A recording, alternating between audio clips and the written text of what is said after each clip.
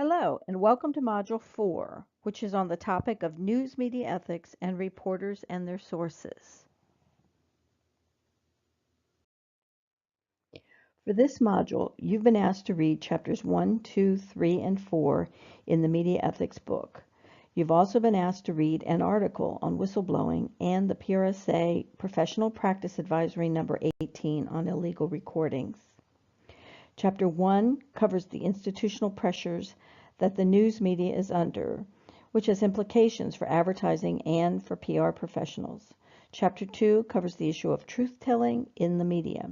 Chapter 3 covers reporters and their sources and the issue of whistleblowing, which is the topic of this week's class discussion post.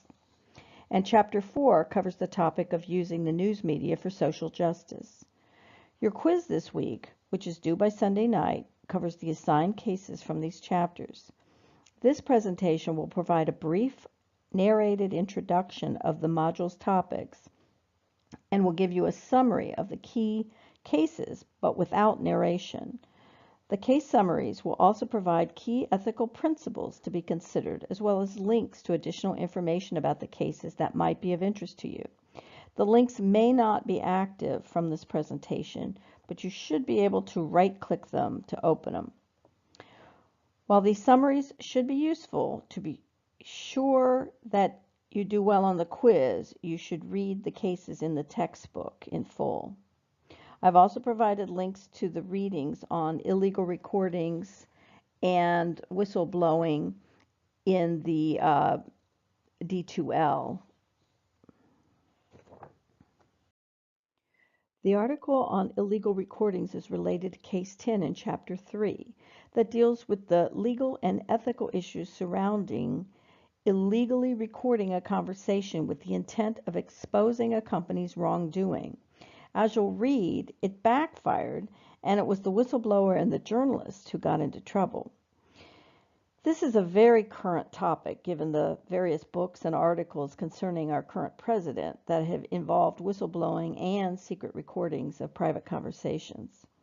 As it relates to PR and journalism, it's a very tricky legal issue because each state has its own laws and there are federal wiretapping laws.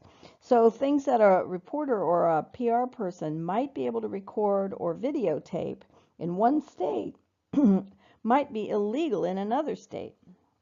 The PRSA's Professional Standards Advisory number 18 provides some more guidance on this issue from an ethical perspective and provides some additional links that might be useful to you. And I strongly suggest that you download a copy for future use.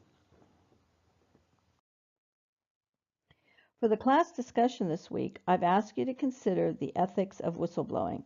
Consider cases 9 and 10, which both deal with the issue of whistleblowing, and compare those with the situation of Edward Snowden's NSA leaks. And I've provided a link in the D2L postings, but also here in the presentation.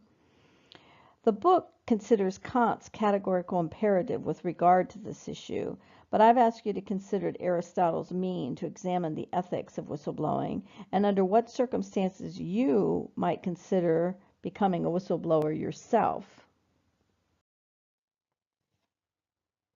Now, to get us started on this week's module topic, we're going to look at the institutional pressures on the news media and how it impacts how news is covered. In the past 10 years, the economic model for print news has changed dramatically as younger people no longer use newspapers and magazines the way their parents did. Nor, for that matter, do they use television news to get their news.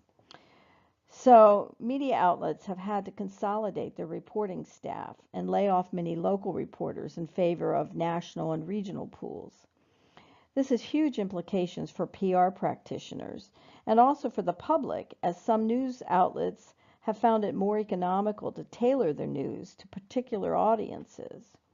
So, as you read through Case 1 on Fox News, consider the ethics of dealing with news media that unabashedly promote their one political agenda versus those that take a more neutral and objective position.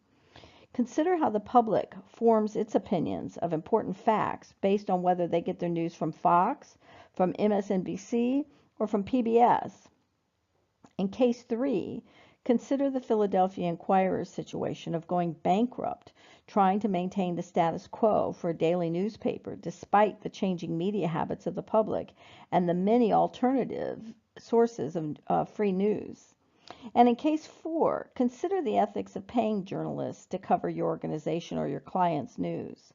While considered unethical in most developed countries, it's a fairly widespread practice in many developing countries where journalists are not paid a living wage and are expected to be compensated by those that they cover. So, as we get started with case 1 and Fox News bias in favor of Republican issues, you might be interested in the next slide of Pew Research numbers that show that MSNBC was even more biased in its reporting in favor of the Democrats in the previous election. Now, I haven't seen a breakdown of the two networks on the most recent election reporting. But regardless, this type of bias from either type of network may be profitable for the news media, but as advertisers, you'll have to decide if you want to support this type of bias with your ad dollars. So now with that, I'm going to leave you to review the rest of this case and the other cases that are summarized in these slides on your own.